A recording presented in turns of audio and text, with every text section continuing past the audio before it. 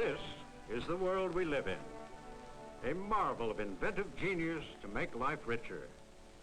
Individual homes and apartment houses, factories, warehouses, stores, office buildings, structures and properties of every size and shape to produce and deliver the goods we've come to expect. Perhaps the most fantastic thing about it all is that what holds everything together is a mountain of paper.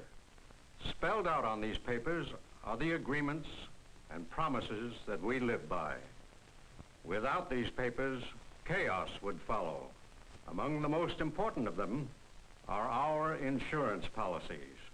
The reasons are clear. With the best of planning, disaster will sometimes strike. Sometimes it is due to nature on the rampage. Sometimes it is due to a mechanical failure, or an automobile that has gotten out of control, or a plane crash. Sometimes the cause is simply human carelessness, perhaps failure to put out a cigarette. A serious fire may never occur to any of us in a lifetime, but when it does, the consequences are serious. How do you protect yourself against such a possibility? How do you get back to where you were before the disaster struck? Most of us try to anticipate these questions, and the best answer we have found lies in an insurance policy, a piece of paper with promises to reimburse us for losses. Most of us carry fire insurance, but how many of us have ever read the policy? Now, suppose you do have a fire, and you've sustained a serious loss. Up until now, there was always something more pressing to do. And when you finished these, there was something more pleasant or easier to do than read a policy. A policy is a complicated document with some pretty technical language.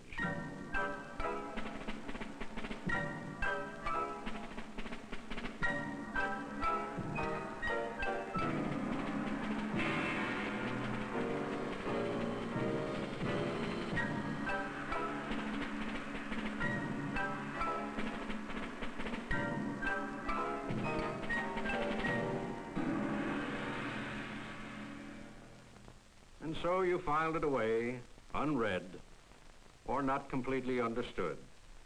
Now, you've had a fire, and all you want is to make a fair settlement so that you can get back to normal, as it was before. And what you're entitled to collect is contained in this contract. What are your obligations? What are your duties? How can you comply with the policy conditions? Now, with everything in a state of confusion, you discover that the burden of preparing and presenting the required claim to the insurance company for the loss is up to you. The burden of proving how much you've lost is on you. And in due course, you have to meet with the insurance company adjuster to negotiate a settlement.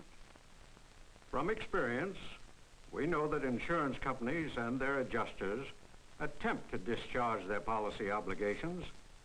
That's what insurance is all about, protection against loss and damage. But even with the best of will on both sides, it becomes clear, once the routine questions are out of the way, that the problems of a loss settlement are difficult. Now tell me, did you have that hole in the roof cover? And did you board up the broken windows? Under the contract, you were obliged to. If it rained, and you sustained additional damage, the responsibility was yours. How about the plumbing lines? Did you drain them? In freezing weather, the lines might burst, and you would have to break through the walls to repair them. This additional loss is yours. The insurance company is not responsible for this damage.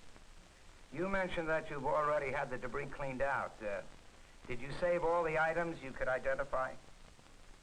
Under your contract, you have to establish evidence of your loss.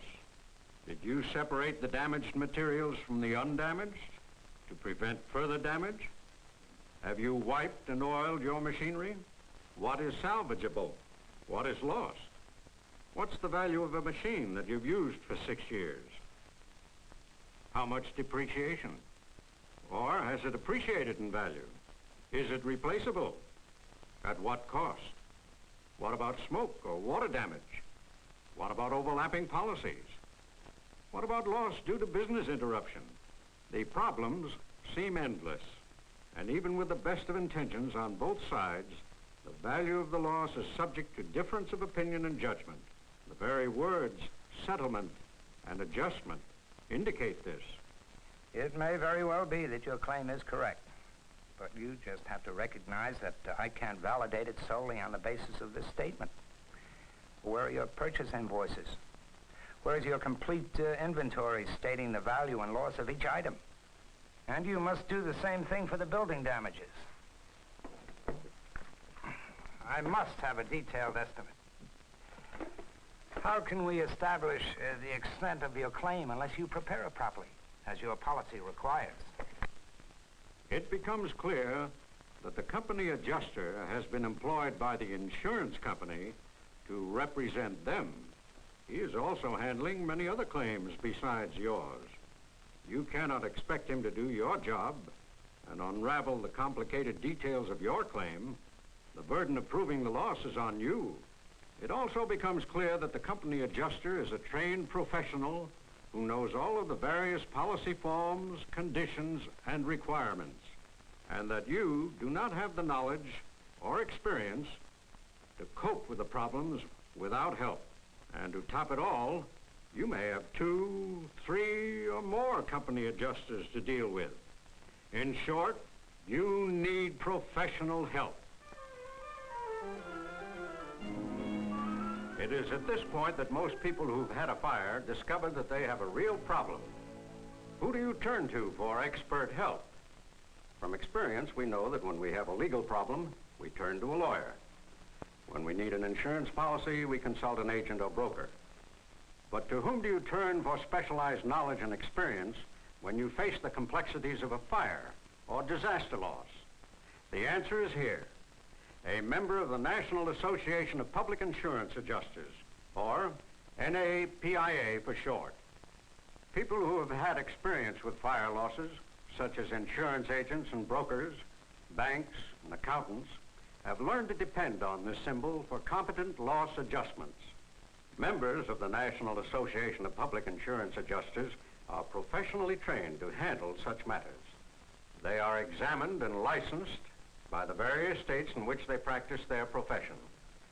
Let's take a look at what happens when you call a NAPIA member into the picture. Now, right from the outset, you have the same professional handling and negotiation of your claim that the insurance company adjuster performs for his company. Acting solely on behalf of policyholders, the only purpose of a NAPIA member is to make a speedy and equitable adjustment for you, his client. Okay. Now, the first thing I want to do is to take a look at the damage. We have to shut off the water right away and get that roof covered. We better make sure that those machines are properly protected. And we have to be careful that none of the things we're going to need to prove the loss are cleaned out. With years of experience, your NAPIA public insurance adjuster has learned what to look for and what to do. Now, with an expert protecting your interests, you are freed to cope with your normal problems. It is necessary to translate the material losses into dollar value. It takes substantial effort and experience to arrive at the figures. And this is the job that your NAPIA public insurance adjuster handles for you. Notify the insurance company while I go through the policy. Then get me Jim Walker on the phone. Walker and Stevens? I need detailed specifications on the building damage. And we've got a lot of temporary repairs that have to be done. We'll also want to speak to Kelly. He has to get over there and sort out the stock and prepare a detailed inventory. And I'm going to need figures from D Engineering.